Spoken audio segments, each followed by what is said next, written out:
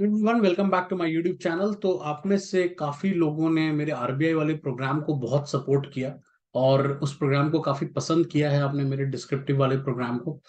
और उसी के सिमिलर लाइंस पे अभी रिसेंटली आईआरडीएआई ने एक नया नोटिफिकेशन निकाला है for the grade A post. और उसका भी जो फेज 2 होना है वो प्योरली डिस्क्रिप्टिव होना है। और दैट्स द रीजन वाई मैंने एक नया प्रोग्राम रिलीज किया जो आप लोगों से मैंने वोटिंग भी करवाई थी and there lot of positive votes over that. और इस वजह से मैंने वो प्रोग्राम स्टार्ट किया और उसका जो आज फर्स्ट इवैल्यूएशन मैं आपके सामने अपलोड करने जा रहा हूँ। तो अभी इसमें इंश्योरेंस है, इसमें ईएसआई है और इसमें मैनेजमेंट भी है। राइट। तो और ये प्योरली डिस्क्रिप्टिव है, बट ये आरबीआई से ऐसे डिफरेंट है कि आरबीआई में आपको टाइप करना पड़ता है, बट यहाँ पे आपको क्या होगा, क्वेश्चन आपके स्क्रीन पे आएगा और आपको पेपर पे लिखना है। राइट। तो वो थोड़ा सा रिलेटिवली इजी बना देता है एग्जाम को, क्योंकि आपके लिए लिखना आसान हो जाता है। बट वो एट द सेम टाइम एक चैलेंज और क्रिएट करता है कि कीबोर्ड से क्या होता है, बार बार अपने चीजों को चेंज कर सकते हो। कुछ अच्छा नहीं लगा तो आप चेंज कर दोगे, बट अगर आप पेपर पेन से लिख रहे हो तो ऑटोमेटिकली पूरे आंसर को चेंज करना या किसी पर्टिकुलर सेक्शन को चेंज करना वो इतना इजी नहीं होता। तो वन गो में आपको कहीं ना कहीं अच्छा लिखना पड़ता है।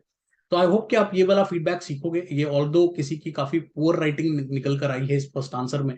और इससे एक बात तो क्लियर हो रहा है कि डिस्क्रिप्टिव राइटिंग एक बड़ा चैलेंज की तरह मुझे नजर आ रहा है, बिकॉज मैं काफी सारे स्टूडेंट्स का देखता हूँ कि they are not able to write properly. कई बार वो सोचते कुछ है, लिखते कुछ है। कई बार वो क्वेश्चन ही समझ नहीं पाते। कई बार क्वेश्चन समझ लेते हैं तो उनके पास रेलेवेंट कंटेंट नहीं होता।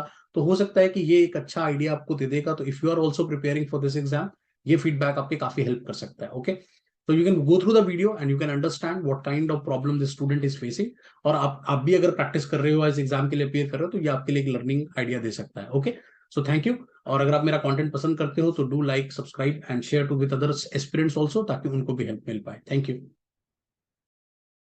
तो आपने जो नया क्वेश्चन यहाँ पे लिखा है, what are the key factors affecting the organizational design, illustration has been leveraging the technology, how the technology improve in organizational design. Okay, organizational design is a combination of structure and culture adopted by an entity of goal. Good point. As it sits at the interaction of environment, strategy and technological factors, organizational site and human resource factors, so it gets influenced by all of these.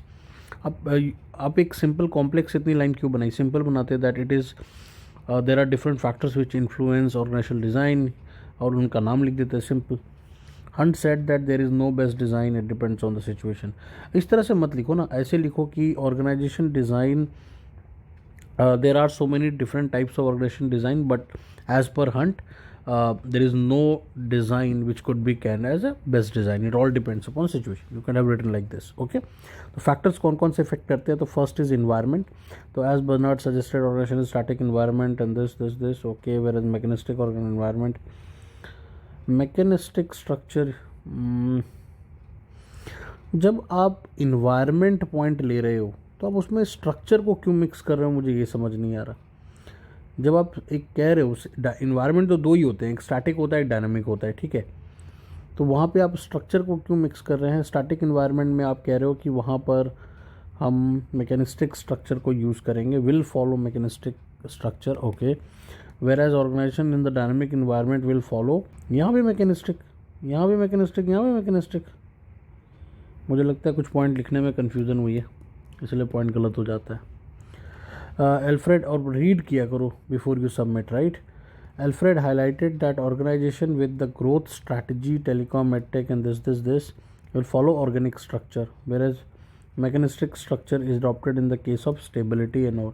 यहाँ वाला point सही लिखा है, ऊपर वाले में आपने confusion कर दिया। एज ये साइज ऑफ द ऑर्गेनाइजेशन सही है। Appointed that the biggest organization in terms of capital and human resource this follow bureaucratic structure, it is smaller structure can follow depending upon the technology. Again यहाँ पर भी मुझे थोड़ा सा point week लग रहा है कि आप कह रहे हो कि अगर ऑर्गेनाइजेशन बड़ी होगी तो वो ब्यूरोक्रेटिक होगी, ऐसा ज़रूरी तो नहीं है, राइट। ऐसा ज़रूरी नहीं है, राइट। और एक चीज़ मुझे और यहाँ पे जो थोड़ी सी प्रॉब्लम लग रही है कि जब क्वेश्चन सारा ऑर्गेनाइजेशन डिज़ाइन को कौन कौन से फैक्टर इन्फ्लुएंस करते हैं, आप उसने उसमें स्ट्रक्चर को अननेसेसरली बहुत ज़्यादा मिक्स कर दिया है, वहाँ पे गड़बड़ हो गई है। पॉइंट्स आपके सारे सही हैं जो पॉइंट आपने बनाए हैं, बट उनकी जो एक्सप्लेनेशन है ना, वहाँ गड़बड़ है। Study the older employees in the bureaucratic like bureaucratic structure well larger number of intellectual employees are. अब ये चीज़ ना बहुत सब्जेक्टिव है, ज़रूरी थोड़ी एक ऐसा ही होता होगा, राइट। तो गड़बड़ मुझे कहाँ लग रही है कि आपने स्ट्रक्चर और डिज़ाइन को मिक्स किया, जबकि स्ट्रक्चर सेपरेट है, डिज़ाइन सेपरेट है, राइट। आपको बल्कि ये बताना चाहिए था कि नई ऑर्गेनाइजेशन होगी तो वो थोड़ा लर्निंग ऑर्गेनाइजेशन हो सकती है, ठीक है, टेक्नोलॉजी की वजह से वो वर्चुअल ऑर्गेनाइजेशन हो सकती है। आपको डिज़ाइन की तरफ जाना चाहिए था, आप डिज़ाइन की तरफ नहीं जाके आपने स्ट्रक्चर की तरफ रास्ता ले लिया। Apart from the above mention factors, technology also plays an important role, ठीक है। मैकेनिस्टिक स्ट्रक्चर, अगेन आप मैकेनिस्टिक में चले गए हो। थोड़ा सा आपको, मुझे ऐसा जो लग रहा है कि मुझे कि आपने डिज़ाइन और आपको स्ट्रक्चर में ना आपको कन्फ्यूज़न हो गई, और वो दोनों सेपरेट हैं, दोनों को मिक्स कर दिया आपने बिल्कुल। Organization structure is suitable for where the unit is production. अब ये आपने कहीं ना कहीं, पता है कैसा लग रहा है, जैसे आप मैकेनिस्टिक वर्सेस ऑर्गेनिक स्ट्रक्चर लिख रहे हो, जबकि एक्चुअली क्वेश्चन ये तो है ही नहीं, राइट। अब I T also impacting the organization structure, अब स्ट्रक्चर पे तो है ही नहीं, डिज़ाइन पे क्वेश्चन है कि डिज़ाइन को कैसे इन्फ्लुएंस करता है। क्वेश्चन को रीड कर लो एक बार दोबारा से, आपको थोड़ा और क्लैरिटी मिल जाएगा। क्वेश्चन क्या कहता था, क्वेश्चन को आप रीड करो। What are the key factors that influence organization design and how it can improve the design and performance. IT कैसे इम्प्रूव करेगा डिज़ाइन और परफॉर्मेंस दोनों को, वो आपको लिखना था। तो डिज़ाइन के ऊपर तो आपने लिख करके स्ट्रक्चर के ऊपर सारी कहानी डाल दी। ऑटोमेशन की वजह से इजी कम्युनिकेशन होगा and entry level has become make organization, फिर स्ट्रक्चर को फ्लैट कर दिया। आंसर रॉन्ग हो गया यार, ये आंसर रॉन्ग हो गया बिकॉज ये सारा आपने स्ट्रक्चर पे लिख दिया है। स्ट्रक्चर तो क्वेश्चन में था ही नहीं, आपको डिज़ाइन के ऊपर लिखना था, और इन दोनों में डिफरेंस होते हैं। तो मेरे हिसाब से मैं इसको पुअर रेटिंग दूंगा, क्योंकि क्वेश्चन की समझ नहीं बनी आपको। Thank you, I hope this feedback will help you.